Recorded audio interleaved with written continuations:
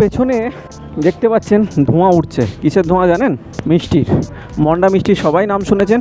তো মন্ডা মিষ্টি যেখানে সবচেয়ে বেশি বিখ্যাত সেটা হলো বড় চৌমাথা।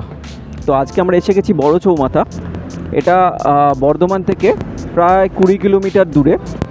আপনারা যদি ঘুষকরার দিকে যেতে চান তাহলে বর্ধমান থেকে 20 কিলোমিটার দূরে এটা অবস্থিত। এই মিষ্টির দোকানটার নাম হচ্ছে অন্নপূর্ণা মিষ্টান্ন ভাণ্ডার। তো এখানে আমরা এসে গেছি। এখানের কচুরি, মন্ডা আর তার সাথে চা, এই তিনটেই আমরা টেস্ট করব আর তারপরে রিভিউ দেবো।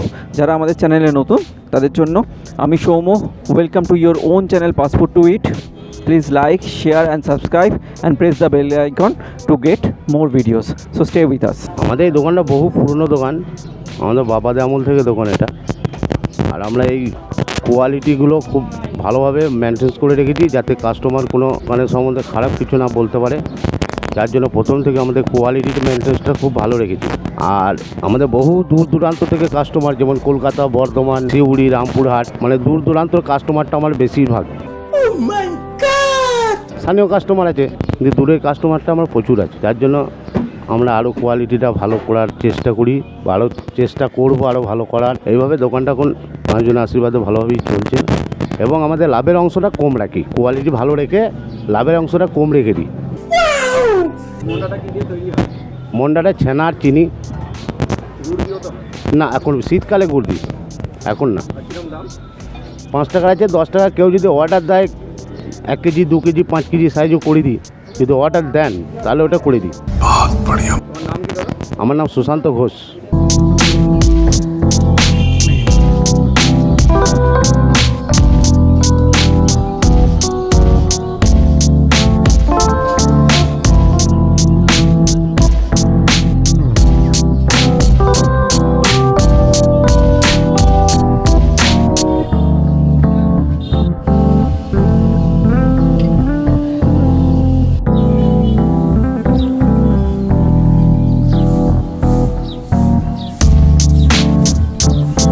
কিভাবে মন্ডাটা তৈরি হচ্ছে এটা ভালো করেই দেখতে পাচ্ছেন। বারবার এটাকে নাড়ানো হচ্ছে এবং এর থেকেই তৈরি হবে মন্ডা। এদের মন্ডারও প্রচণ্ড ডিমান্ড।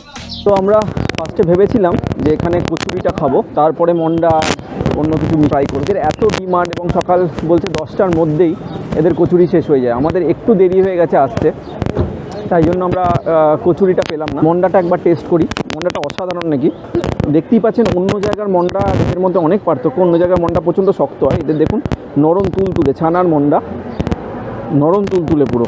একটু টেস্ট করে দেখি। দারুণ টেস্ট, অসাধারণ, দারুণ। 10 টাকা পিস মন্ডা, না খেলে টেস্ট বুঝবেন না। যদি কোনো দিন এদিক দিয়ে যান অবশ্যই এখানে এসে মন্ডাটা ট্রাই করবেন। শীতকালে এদের গুড়েরও মন্ডা হয়, এটা চিনির, কিন্তু অসাধারণ টেস্ট। আমি ছানার পায়েসটা একটু ট্রাই করি। এটা বললো এদের এখানে ছানার পায়েসটা খুব ভালো। মিষ্টি অনেকটাই কম। এটা অন্য জায়গায় থাকে যে মিষ্টিটা একটু বেশি থাকে, এদের মিষ্টিটা পরিমাণ মতো, অত্যাধিক মিষ্টি নেই, ভালো খেতে। এরা বলছিল আমাকে খাস্তা কচুরি ভাজা হচ্ছে, কিন্তু খাস্তা কচুরি গরমে আর খাবো না, নর্মাল কচুরি হলে খেতাম। তাই মন্ডা আর পায়েসি আপাতত থাক। চাটা অবশ্যই ট্রাই করবো, চাটা ট্রাই করে জানাবো চাটার ভিডিও। ততক্ষণ আমি মন্ডাটা খাই। Stay with us.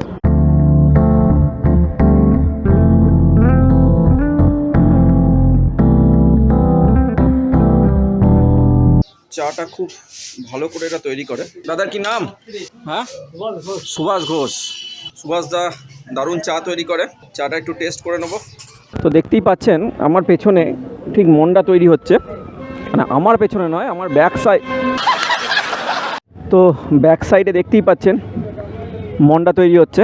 R মন্ডার review দেওয়ার পর আমি এখানে এখন চা নিয়ে নিয়েছি হাতে। এবার চায়ের একটা রিভিউ করব, চাটা দেখাচ্ছি। ছোট্ট একটা সরও পড়ে গেছে চায়ে।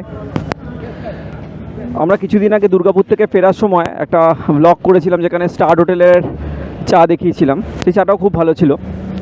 এই চাটা এবার একটু টেস্ট করে দেখি। তার আগে আমরা এদের কাছে গ্লাসে চা চেয়েছিলাম, কিন্তু করোনার জন্য এরা গ্লাস উঠিয়ে দিয়েছে। খুব ভালো কথা। এখন এরা কাগজের কাপে আর এই মাটির ভাঁড়েই চা দিচ্ছে। মাটির ভাঁড়টাও বেশ আমার পছন্দের জিনিস। তো একটু খেয়ে দেখি চাটা। দারুণ চা, দারুণ চা, বরঞ্চ স্টার হোটেলের চায়ের থেকে আরও বেটার। তো আমরা চাটা খাই, আবার দেখা হবে নেক্সট ভিডিওতে। ততক্ষণের জন্য স্টে উইথ আস আর প্লিজ লাইক, শেয়ার অ্যান্ড সাবস্ক্রাইবটা করে দেবেন। Good by.